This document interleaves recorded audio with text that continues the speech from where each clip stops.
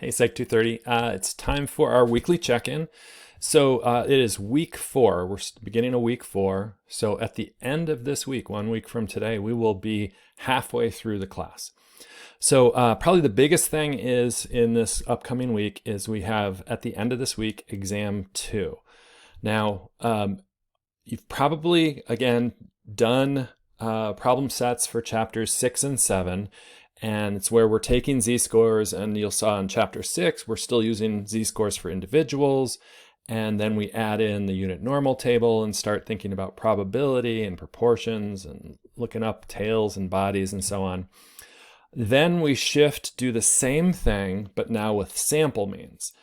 In order to do that, we had to learn this thing called the central limit theorem.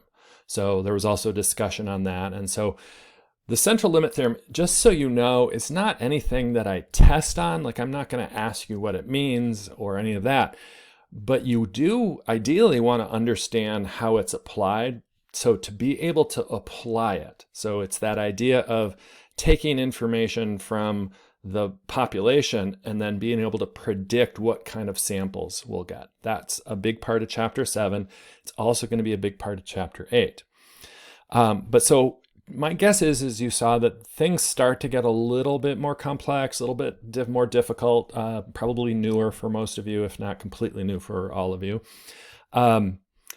This week we'll end our steep climb. I would also again suggest this week, the climb is still hard. It's a different kind of climb, whereas 6 and 7, we're just adding more things, so it gets more complicated. In chapter 8, the concept is we're going to teach you what's called hypothesis testing.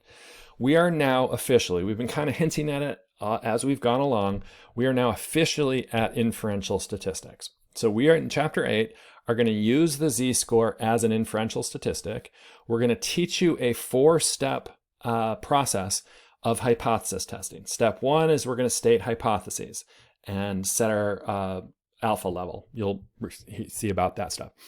Then step 2, we set a cutoff. Essentially, at what point are we going to say any result that crosses this line is statistically significant? There's something going on here. It's not likely happening by chance. Or if it doesn't cross the line, we're saying, yeah, it's probably just due to chance. When we're talking about chance here, we're just talking about sampling error.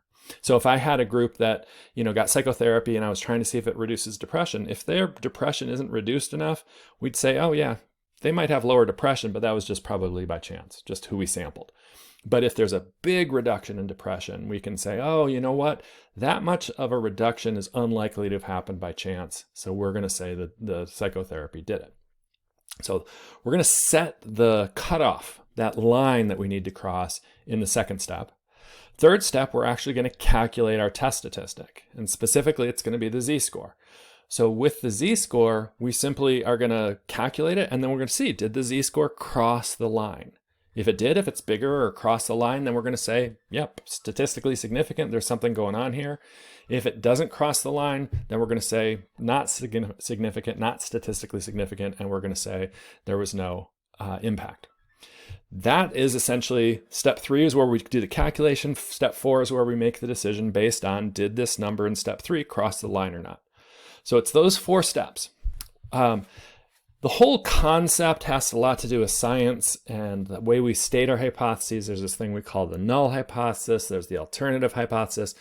It gets a little bit difficult. The hardest thing probably in this chapter is not the calculations. There's very few calculations. The hardest thing is the conceptual side of this. What's the whole point? Why are we doing it this way? And then the language is awful. And what I mean by that is that the language, we've got double negatives, triple negatives in the language. We've got a null hypothesis, an alternative hypothesis. Why are we talking about nulls and why is it not this and not that?